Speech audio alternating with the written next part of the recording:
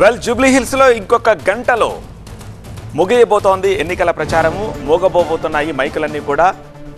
సాయంత్రం 6 గంటల నుంచి జూబ్లీ హిల్స్ నియోజకవర్గంలో ఆంక్షలు రాబోతున్నాయి. చివరి రోజు కాంగ్రెస్, బీజేపీ, బీఆర్ఎస్ హోరాహోరీ ప్రచారాన్ని చివరి నిమిషంలో కూడా చేస్తున్నాయి. ఇక జూబ్లీ హిల్స్ ఉప ఎన్నికల్లో కాంగ్రెస్ నుంచి నవీన్ యాదవ్, బీఆర్ఎస్ నుంచి మాగంటి సునీత గోపీనాథ్, బీజేపీ నుంచి లంకల దీపక్ రెడ్డి పోటీ చేస్తున్నారు. ఉప ఎన్నిక కోసం 3 పార్టీలు ఇప్పటికే హోరాహోరీగా ప్రచారం నిర్వహించగా మరి కాసేపట్లో ఆ ప్రచార గడువు ముగుస్తూ ఉండడంతో లాస్ట్ పంచ్ కోసం ప్రయత్నిస్తున్నాయి. చివరి రోజు బీఆర్ఎస్ నుంచి కేటీఆర్ యూసుఫ్గూడలో రోడ్ షో నిర్వహించారు. అలాగే కాంగ్రెస్ నుంచి టీపీసీసీ చీఫ్ మహేష్ కుమార్ గౌడ్తో పాటు పలువురు మంత్రులు రెహమత్ నగర్, మోతీనగర్, వెంగళరావు నగర్ ప్రాంతాల్లో ప్రచారం చేశారు. ఇక బీజేపీ నుంచి కేంద్ర మంత్రి కిషన్ రెడ్డి బోరబండ ర్యాలీలో పాల్గొన్నారు. జూబ్లీ హిల్స్ ఉప ఎన్నికను 3 పార్టీలు ఛాలెంజ్గా తీసుకోవడంతో ప్రచారం కాకరేపింది. 3 పార్టీల నేతల మధ్య మాటల తూటాలు పేలాయి. ప్రత్యేకించి కాంగ్రెస్, బీఆర్ఎస్ మధ్య డైలాగ్ వార్ స్పీక్కు చేరుకుంది. ఒకరిపై ఒకరు సవాళ్లు విసురుకోవడం మరింత హీట్ని పెంచింది. చివరి రోజులో కేంద్ర మంత్రులు కిషన్ రెడ్డి, బండి సంజయ్ కూడా డోస్ పెంచడంతో జూబ్లీ హిల్స్ ఉప ఎన్నిక క్యాంపెయినింగ్ నెక్స్ట్ లెవెల్కి వెళ్ళింది. మరింత సమాచారం అందించేందుకు మా ప్రతినిధి వాసు ప్రస్తుతం మనకు లైవ్లో అందుబాటులో ఉన్నారు. వాసు, చివరి రోజు ప్రచార సరళి 3 పార్టీల నుంచి ఎలా ఉందంటే ఏం చెప్పచ్చు?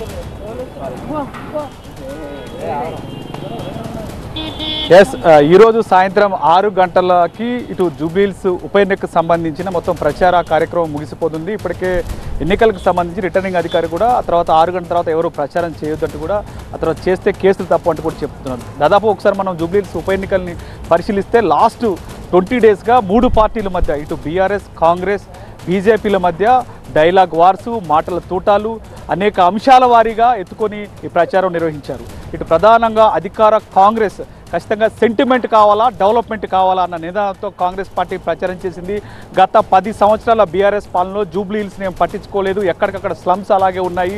సో ఖచ్చితంగా ఒక్క ఛాన్స్ మాకు ఇవ్వాలంటూ కాంగ్రెస్ పార్టీ ప్రచారం చేసింది. దాంతోపాటుగా వెంటనే బీఆర్ఎస్ కౌంటర్గా ఒక్క ఛాన్స్ అని అడిగితే ఇచ్చినందుకే 10 ఏళ్ళు బీఆర్ఎస్ జరిగిన అభివృద్ధిని వెనక్కి తీసుకెళ్లారు. హైడ్రా అంశాలు, ఇతర అంశాలు చాలా తీసుకొచ్చి కాంగ్రెస్ పార్టీకి కౌంటర్ ఇచ్చే ప్రయత్నం చేసింది బీఆర్ఎస్ పార్టీ. ఇక బీజేపీకి సంబంధించి BJP direct attack Congress party అభ్యర్థి నవీన్ యాదవ్ని అటాక్ చేసింది. ఎంఐఎం అభ్యర్థిని కాంగ్రెస్ పార్టీ పెట్టినట్టు కూడా ఇటు బీఆర్ఎస్తో పాటుగా ఇటు బీజేపీ అనేక అస్త్రాలు సిద్ధం చేసి ఇటు నవీన్ యాదవ్ మీద ప్రయోగించిన పరిస్థితి నెలకొంది. సో ఈ నేపథ్యంలోనే హిందువులందరూ ఏకతాటి మీదకి రావాలి, నవీన్ యాదవ్ ఎంఐఎం అభ్యర్థి, కాంగ్రెస్ అభ్యర్థి కాదంటూ ఇటు కేంద్ర మంత్రి కిషన్ రెడ్డితో పాటు బండి సంజయ్ అనేక వ్యాఖ్యలు చేశారు. మొత్తానికి ఈ 20 రోజుల నుంచి 3 పార్టీల మధ్య పూర్తి స్థాయిలో ఒక డైలాగ్ వారు ఒకరికి ఒకరు కౌంటర్లు, ఎన్కౌంటర్లతో పేరుతో సో మాటల తూటాలు పెంచుకొని ఒకరి మీద ఒకరు పరస్పర విమర్శలకు చేసుకున్నారు. సో ఈ నేపథ్యంలో ఈరోజు 6 గంటలకి మొత్తం ప్రచారానికి తెరపడనుంది. మొత్తానికి చూసుకోవచ్చు, సీఎం డైరెక్ట్గా రంగంలోకి దిగారు. మంత్రులు మొత్తం 7 డివిజన్లు ఉంటే ఒక్కొక్క డివిజన్కి 2 మంత్రులు ఇన్ఛార్జీలు వేశారు. ఎమ్మెల్యేలు కలిసి మొత్తం కాంగ్రెస్ పార్టీ 40 మంది స్టార్ క్యాంపెయిన్లు కూడా ఈ జూబ్లీ హిల్స్ ఉప ఎన్నికల్లో కాంగ్రెస్ పార్టీ అభ్యర్థి నవీన్ యాదవ్ కోసం ప్రచారం నిర్వహించారు. ఇక బీఆర్ఎస్కి సంబంధించి మాగంటి సునీత గెలుపు కోసం, ఎందుకంటే ఇది బీఆర్ఎస్ సిట్టింగ్ సీట్ కావడంతో ఆ సిట్టింగ్ సీటుని మళ్ళీ కైవసం చేసుకునేందుకు ఇటు కేటీఆర్ పూర్తి స్థాయిలో అన్నీ తానే వ్యవహరించారు. దాంతోపాటుగా ఆ పార్టీకి సంబంధించిన మాజీ మంత్రులు, ఎమ్మెల్యేలు, ఎమ్మెల్సీలు అందరూ కూడా డివిజన్ల వారీగా ప్రచారాన్ని హోరెత్తించారు.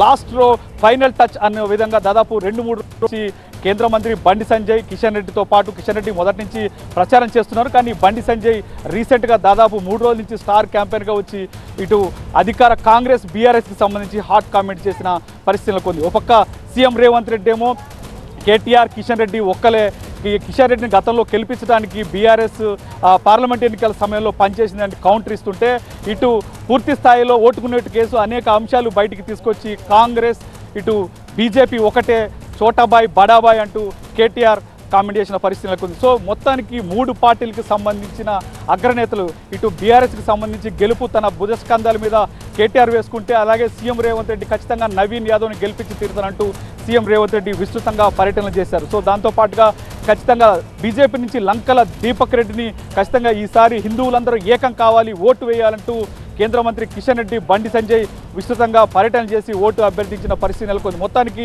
ఈ 20 రోజుల నుంచి జూబ్లీ హిల్స్ నియోజకవర్గం మాత్రం పొలిటికల్ వార్ పీక్ స్టేజ్ చేరిందని చెప్పుకోవాలి. రైట్ వాసు. ఇక జూబ్లీ హిల్స్ లో నేతల ప్రచారానికి ఎండ్ కార్డ్ పడడంతో ఎన్నికల ఏర్పాట్లపై అధికారులు ఫోకస్ పెట్టారు. ఈ నెల 11న జరగనున్న జూబ్లీ హిల్స్ ఉప ఎన్నిక కోసం అధికారులు భారీ ఏర్పాట్లు చేస్తున్నారు. దీనిలో భాగంగా రేపు ఉదయం నుంచి పోలింగ్ కేంద్రాలకు ఈవీఎంలు, ఎన్నికల సామగ్రిని తరలించనున్నారు. అలాగే ఎన్నికల అధికారులు రేపు సాయంత్రం పోలింగ్ కేంద్రాలకు చేరుకోనున్నారు. ఇక జూబ్లీ హిల్స్ నియోజకవర్గంలో మొత్తం 4,13,65 మంది ఓటర్లున్నారు. జూబ్లీ హిల్స్ ఉప ఎన్నిక కోసం 407 పోలింగ్ కేంద్రాలు ఏర్పాటు చేశారు. 2,000 మంది అధికారులు ఎన్నికల విధుల్లో పాల్గొంటారు. ఈ నెల 14న యూసఫ్గూడలోని కోట్ల విజయ్ భాస్కర్ రెడ్డి స్టేడియంలో జూబ్లీ హిల్స్ ఉప ఎన్నిక కౌంటింగ్ జరగనుంది.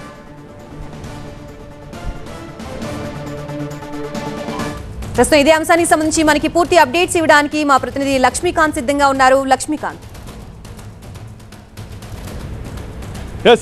తెలంగాణలోనే అత్యంత ప్రతిష్టాత్మకంగా జరుగుతున్నటువంటి జూబ్లీ హిల్స్ ఉప ఎన్నిక ప్రచార పర్వానికి మరి కాసేపట్లోనే తెరపడుతుంది. అంటే ఈరోజు సాయంత్రం 6 గంటలకు అన్ని రాజకీయ పార్టీలు ప్రచారానికి ముగింపు పలకాల్సిన పరిస్థితి. అయితే ఈ ఎన్నికలను మొత్తం కూడా ప్రతిష్టాత్మకంగా తీసుకున్నటువంటి ఎన్నికల అధికారులు ప్రశాంత వాతావరణంలో నిర్వహించడానికి భారీ పోలీసు బందోబస్తు ఏర్పాట్ల మధ్య మొత్తం కూడా ఇక్కడ ఏర్పాటు చేసినట్టుగా మనకు తెలుస్తుంది. సో మొత్తం మీద రేపు ఉదయం నుంచి కూడా సాయంత్రం మొత్తం ఎన్నికలకు సంబంధించిన పోలింగ్ సిబ్బంది ఆయా కేంద్రాలకు పంపించడానికి మొత్తం కూడా ఎన్నికల సామాగ్రితో మొత్తం కూడా సంసిద్ధమైపోయినారు ఎన్నికల అధికారులు. సో హైదరాబాద్ జూబ్లీ హిల్స్ ఉప ఎన్నికల్లో మొత్తం కూడా 139 ప్రాంతాల్లో దాదాపు 407 పోలింగ్ స్టేషన్లను ఏర్పాటు చేశారు. ఈ పోలింగ్ స్టేషన్లలో ప్రశాంత వాతావరణంలో మొత్తం కూడా ఓటు హక్కును వినియోగించుకోవడానికి దాదాపు 4,01,000 మందికి పైగా ఓటర్స్ ఉన్నారు. వీరందరూ కూడా ప్రశాంత వాతావరణంలో ఓటు హక్కును వినియోగించుకోవడానికి కోసం దాదాపుగా 1,500 మంది ఎన్నికల అధికారులతో పాటు అదనంగా మరో 500 మంది ఎన్నికల అధికారులు సిబ్బంది మొత్తం కూడా రెడీగా ఉన్నారు. 407 పోలింగ్ స్టేషన్లకు కావాల్సిన ఈవీఎంలతో పాటు అదనంగా 20% ఈవీఎంలను కూడా సమకూర్చింది ఎన్నికల సంఘం. సో మొత్తం ఈ సమస్యాత్మకంగా ఉన్నటువంటి ప్రాంతాలతో పాటు మొత్తం ఈ 407 పోలింగ్ ప్రాంతాల్లో కూడా ప్రశాంత వాతావరణంలో నిర్వహించడానికి లోకల్ పోలీసులు 1,600 మంది ఉంటే 800 మంది దాదాపు కేంద్ర బలగాలను రంగంలో దింపింది ఎన్నికల సంఘం. ఇప్పటి వరకు దాదాపు 3.5 కోట్ల రూపాయల నగదును మొత్తం ఎన్నికల అధికారులు సీజ్ చేశారు. అదేవిధంగా 8.5 లక్షల రూపాయలు విలువ చేసి మద్యం కావచ్చు, గంజాయి కావచ్చు, డ్రగ్స్కి సంబంధించినటువంటి కావచ్చు, అదేవిధంగా ల్యాప్టాప్లు, ప్రభుత్వ రేషన్ బియ్యం మొత్తం కూడా సీజ్ చేసిన పరిస్థితి ఉంది. సో ఈ ఎన్నికలను మొత్తం మీద ప్రశాంత వాతావరణంలో నిర్వహించడానికి కావాల్సిన సమాయత్తం మొత్తం కూడా రంగం రెడీ చేసింది ఎన్నికల సంఘం. అదేవిధంగా 11న పోలింగ్ ఉంటుంది, 14న కౌంటింగ్ ఉంటుంది. ఈ కౌంటింగ్ పోలింగ్ సమయంలో ఎక్కడ కూడా ఎలాంటి అవాంఛనీయ సంఘటనలు జరగకుండా ఉండడానికే ప్రధానంగా ఫోకస్ చేసినట్టుగా కనిపిస్తుంది ఎన్నికల సంఘం. బీహార్ అసెంబ్లీ వార్ క్లైమాక్స్కి చేరుకుంది. ఎన్నికల షెడ్యూల్ ప్రకటించిన అక్టోబర్ 6 నుంచి ప్రచారాన్ని హోరెత్తించిన పొలిటికల్ పార్టీలు ఇవాళ సాయంత్రం 6 గంటల నుంచి గప్చుప్ అయిపోతాయి. ముఖ్యంగా ఎన్డీఏ, ఇండీ కుటుంబాల మధ్య హోరాహోరీ ప్రచారం జరిగింది. ప్రధాని మోదీ అక్టోబర్ 24 నుంచి నిన్నటి దాకా బీహార్లో 14 ర్యాలీలు, రోడ్ షోలు నిర్వహించారు. నేతల స్పీచ్లతో మోతెక్కిపోయిన మైకులన్నీ మరికొద్దిసేపట్లో మూతపడిపోతున్నాయి.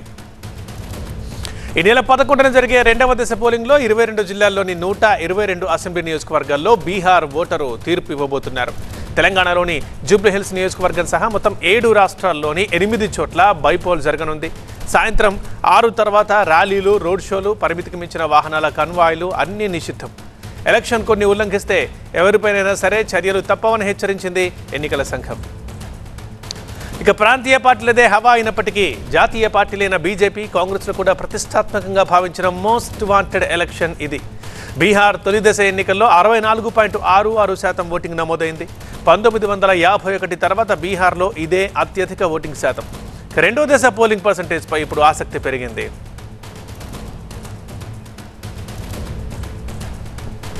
బ్యూరో చీఫ్ గోపితో మాట్లాడదాం లైవ్లో. సో గోపి, మొత్తం 7 రాష్ట్రాల్లో ప్రచార సరళి ఎలా సాగింది అంటే ఇక బీహార్ సెకండ్ ఫేజ్ కోసం ఎలాంటి ఏర్పాట్లు జరుగుతున్నాయి?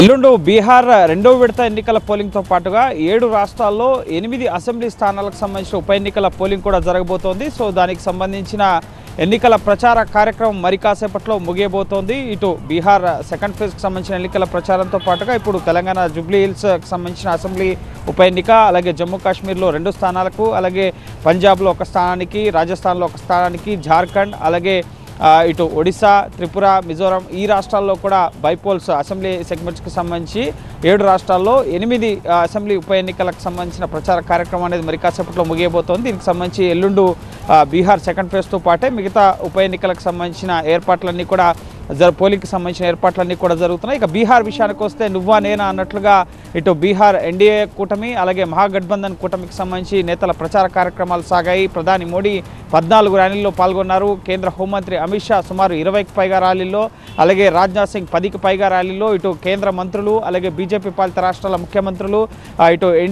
ఇటు ఎన్డీఏని ఎదుర్కొనేందుకు మహాగఠబంధన్ తరపు నుంచి రాహుల్ గాంధీ, మల్లికార్జున్ ఖర్గే, ఇటు ప్రియాంక గాంధీ, ఇటు ఇతర నేతలు అఖిలేష్ యాదవ్, అలాగే తేజస్వి యాదవ్, మొత్తం అన్నీ తానే తేజస్వి యాదవ్ ముమ్మరంగా ప్రచార కార్యక్రమాలను ఈరోజు ఒక్కరోజే 11 ర్యాలీలను అడ్రస్ చేశారు తేజస్వి యాదవ్. ఆయనే అక్కడ మహాగఠబంధన్కి సంబంధించి ముఖ్యమంత్రి అభ్యర్థిగా ఉన్నారు. సో అభివృద్ధి అంశాల అజెండాగా ఎన్డీఏ డబుల్ ఇంజన్ సర్కార్, అలాగే అభివృద్ధి మాతోనే సాధ్యం, ఇకపై అభివృద్ధిని మేమే ముందుకు తీసుకెళ్లగలం అంటూ మహాగఠబంధన్ పైన ఆటవిక రాజ్యం, అలాగే గుండా రాజ్యం అంటూ కూడా ముమ్మర ప్రచారాలని ప్రజల్లోకి తీసుకెళ్లడం జరిగింది. ఇటు చొరబాటుదారులకు ఆశ్రయం కల్పించేందుకు రాహుల్ గాంధీ యాత్రలు చేశారని చెప్పి ఈరోజు అమిత్ షా ఈరోజు కూడా రాహుల్ గాంధీని విమర్శించడం జరిగింది. సో ఖచ్చితంగా ఎన్డీఏ గెలుపొందుతుంది అని నిన్నటితోనే ప్రధాని ప్రచార ర్యాలీలు ముగిసిపోయాయి.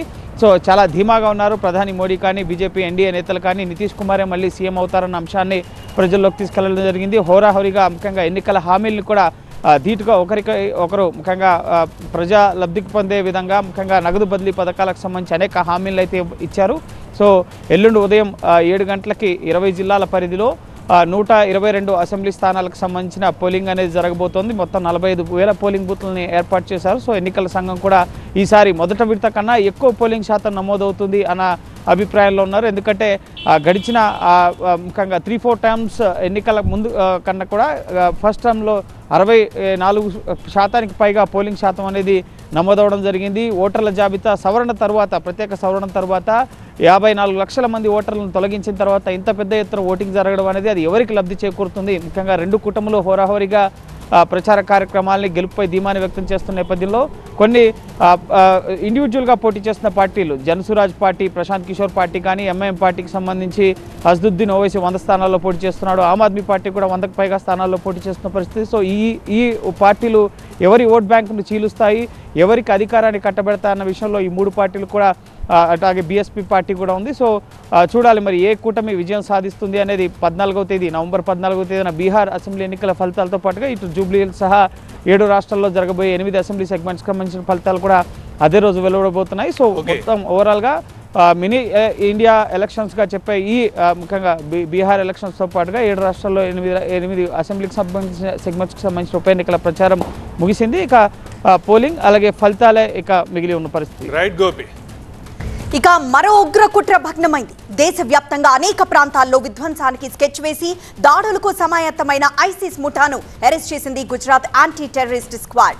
దాడుల కోసం ఆయుధాలు, పేలుడు పదార్థాలు సరఫరా చేస్తున్నారన్న సందేహంతో 3 అనుమానితులను అదుపులోకి తీసుకుంది ఏటీఎస్. పట్టుబడ్డ వారి పేర్లు డాక్టర్ అహ్మద్, సోహెల్, అజార్ సైఫీ. వీరిలో ఒకడు హైదరాబాద్ వాసి. గుజరాత్కు వచ్చి ఆంధ్రప్రదేశ్ నెంబరున్న వాహనంలో తిరిగేవాడు. బుక్స్ లో దాచిపెట్టిన 3 ఆయుధాలు, బుల్లెట్లు, ప్లాస్టిక్ డబ్బాలో 4 లీటర్ల క్యాస్టర్ ఆయిల్ కూడా దొరికింది. చైనాలో చదువుకుంటూ కొందరు విదేశీయులతో సంబంధాలు పెట్టుకొని డెడ్ డ్రాప్ విధానంలో ఆయుధాలను సేకరించినట్లు గుర్తించారు. లక్నో, ఢిల్లీ, అహ్మదాబాద్ సహా కశ్మీర్లో కూడా వీళ్ల కదలికలను గుర్తించారు. గతేడాది నుంచి నిఘా ఉంచి ఆయుధాల తయారీ, సరఫరాకు సంబంధించిన ఆధారాలు సేకరించి డైరెక్ట్ యాక్షన్లోకి దిగారు అధికారులు. కొన్ని ఆయుధాలను, విషపూరిత పదార్థాలని కూడా సీజ్ చేశారు. ఈ ఏడాది ప్రారంభంలో కూడా 5 అల్ ఖైదా ఉగ్రవాదులను అరెస్ట్ చేశారు ఏటీఎస్ అధికారులు. ఇవాళ అరెస్ట్ అయిన వారు 3 2 టెర్రరిస్ట్ మాడ్యూల్స్ కి పనిచేస్తున్నట్లు తేలింది. ఎక్కడెక్కడ దాడులకు, పేలుళ్లకు ప్లాన్ చేశారు, వాళ్లకు ఆసరానిస్తోంది ఎవరు? ఇలాంటి సమాచారాన్ని రాబట్టే పనిలో ఉంది ఏటీఎస్.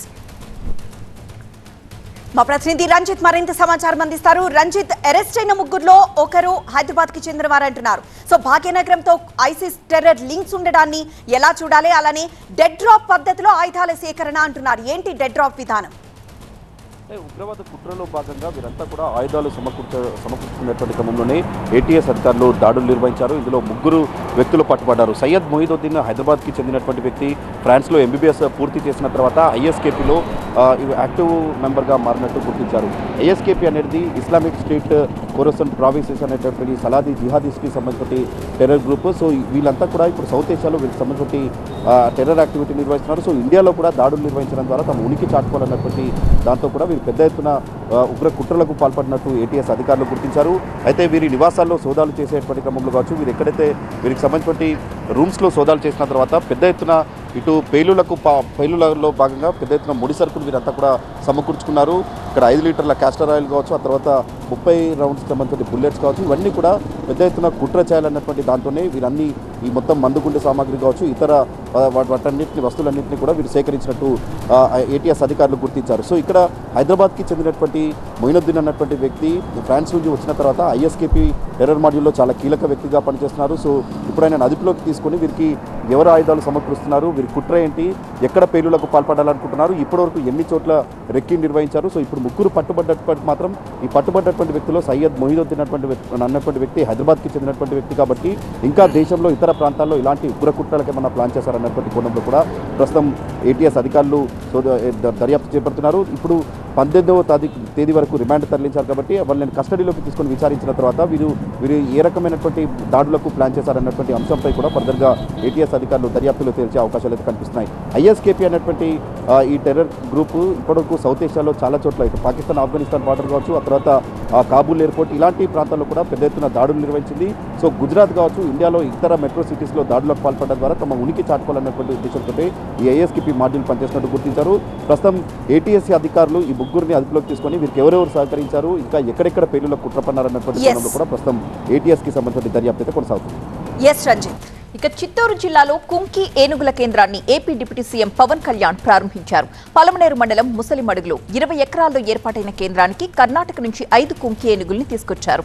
జనావాసాలు పొలాల్లోకొచ్చే అడవి ఏనుగుల్ని కుంకి ఏనుగులతో ఎలా కట్టడి చేస్తారో అధికారులు డిప్యూటీ సీఎంకు వివరించారు. కుంకి ఏనుగుల విన్యాసాల్ని తిలకించిన పవన్ కళ్యాణ్ వాటికి ఆహారం తినిపించారు.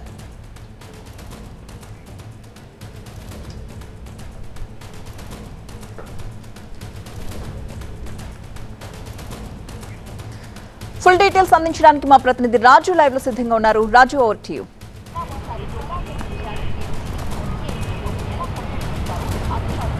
డిప్యూటీ సీఎం పవన్ కళ్యాణ్ 2 రోజుల పాటు చిత్తూరు జిల్లాలో పర్యటన. ముందు రోజు అయితే పూర్తిగా ఎర్రచందనం స్మగ్లింగు, దాన్ని కట్టడి చేసేందుకు ఎలాంటి ఆపరేషన్ ప్రారంభించాలి, అసలు ఏ రకంగా పూర్తిగా ఎర్రచందనం స్మగ్లింగ్ జరగకుండా నిరోధించేందుకు ఎలాంటి యాక్షన్ ప్లాన్తో ముందుకెళ్లాలనేది తొలి రోజు పర్యటన. అయితే 2వ రోజు పర్యటన మాత్రం పూర్తిగా ఏనుగులకు సంబంధించిన సమస్య. ఇది రాష్ట్ర వ్యాప్తంగా ఒకవైపు ఉత్తరాంధ్రలో ఉంది, మరోవైపు రాయలసీమ. ఈ 2 ప్రాంతాల్లోనే ఒక కాన్ఫ్లిక్ట్ కొనసాగుతుంది. హ్యూమన్ ఎలిఫెంట్స్ కాన్ఫ్లిక్ట్తో పెద్ద ఎత్తున ప్రాణ నష్టం, ఆస్తి నష్టం జరుగుతున్నటువంటి పరిస్థితుల్లోనే కర్ణాటక ప్రభుత్వంతో ఎంబీఓ చేసుకున్నటువంటి ఆంధ్రప్రదేశ్ ప్రభుత్వం కుంకి ఏనుగులు తీసుకొచ్చింది. ఇది పలమనేరు దగ్గర ముసిలిమడుగు దగ్గర ఒక ఎలిఫెంట్ క్యాంపును ఏర్పాటు చేసి అక్కడ ట్రైన్ చేస్తుంది. అయితే భవిష్యత్తులో ఇప్పటివరకు కూడా ఏ రకంగా ఏనుగుల దాడులు జరిగాయో దీన్ని చెక్ చెప్పాలంటే ఏ రకమైనటువంటి యాక్షన్ ప్లాన్తో ముందుకెళ్లాల్సిన అవసరం ఉంది. ఈ ఏనుగులు ఏ విధంగా ట్రైన్ అవుతున్నాయి, ఇప్పటివరకు కూడా ఏనుగుల దాడుతో జరిగినటువంటి నష్టం ఎంత, ఈ దాడులు ఏ విధంగా కొనసాగుతున్నాయి, దీన్ని కట్టడి చేయాలంటే ఏనుగులు ఏరుతో సహాయంతో ఏ రకంగా ఇది పూర్తిగా నిరోధించే అవకాశం ఉంటుంది. ఎక్కడ ఏనుగుల దాడులు జరిగినా ఏదైతే కుంకి ఏనుగులు ట్రైన్డ్ ఎనిమల్స్ వెళ్ళిపోయి బయటకు వస్తున్నటువంటి ఏనుగుల్ని ఏ రకంగా సేఫ్గా తిరిగి అటవీ ప్రాంతంలోకి తరలించే ప్రయత్నం చేయాల్సిన అవసరం ఉంది. పూర్తిగా ఏనుగులే బయటికి రాకుండా ఉండాలంటే అటవీ ప్రాంతంలో ఎలాంటి సౌకర్యాలు కల్పించాల్సిన అవసరం ఉందన్న దానిపై పూర్తిగా అధికారులతో సమావేశమయ్యారు. ఇప్పటి వరకు కూడా వ్యవసాయ శాఖకు సంబంధించిన అన్ని విభాగాల అధికారులతో ఒక పవర్ పాయింట్ ప్రజెంటేషన్ జరిగినప్పుడు చాలా క్షుణ్ణంగా అధికారులతో కొన్ని విషయాలపై ఆరా తీసినటువంటి పవన్ కళ్యాణ్ అక్కడ ఉన్నటువంటి మావాటిలతో కూడా మాట్లాడాడు. ఏనుగుల పనితీరు ఏ విధంగా ఉండబోతుంది, ఏనుగుల ద్వారా ఏ రకంగా పూర్తిగా ఏనుగుల దాడులను కట్టడి చేయవచ్చు, ఏనుగులు చనిపోతున్నాయి, మనుషులు చనిపోతున్నాయి, మరోవైపు పెద్ద ఎత్తున ఆస్తి నష్టం కూడా కొనసాగుతుంది. కాబట్టి దీన్ని పూర్తిగా నిరోధించేందుకు ఏ రకమైనటువంటి చర్యలు తీసుకోవాలన్న దానిపైతో పాటు మరోవైపు హనుమాన్ అనే ఒక కార్యక్రమానికి సంబంధించిన పోస్టర్ కూడా రిలీజ్ చేశారు. ఇది అటవీ శాఖకు సంబంధించిన 11 అంశాలటువంటి పోస్టరు. ఇందులో ఈ కార్యక్రమాన్ని ఈ నెల 18, 19 2 రోజుల పాటు పెద్ద ఎత్తున ఒక వర్క్షాప్ను నిర్వహించాలి అని ఇప్పటికే పవన్ కళ్యాణ్ ఆదేశించిన నేపథ్యంలో అటవీ శాఖ అధికారులు ఈ 2 రోజుల పాటు పవన్ కళ్యాణ్ పర్యటనలో అనేక అంశాలపై దృష్టి సారించిన పరిస్థితి కనిపిస్తుంది. ఒకటి ఎర్రచందనం అయితే, మరోవైపు ఏనుగుల దాడిపై పూర్తిగా కట్టడి చేసింది. ఏ రకమైన చర్యలు తీసుకోవాలన్న దానిపై పవన్ కళ్యాణ్ చేసినటువంటి డైరెక్షన్పై అటవీ శాఖ భవిష్యత్తులో ఏ రకమైన చర్యలు చేపట్టబోతుందో వేచి చూడాల్సిన అవసరం అయితే ఉంది. Right, thank you Raju.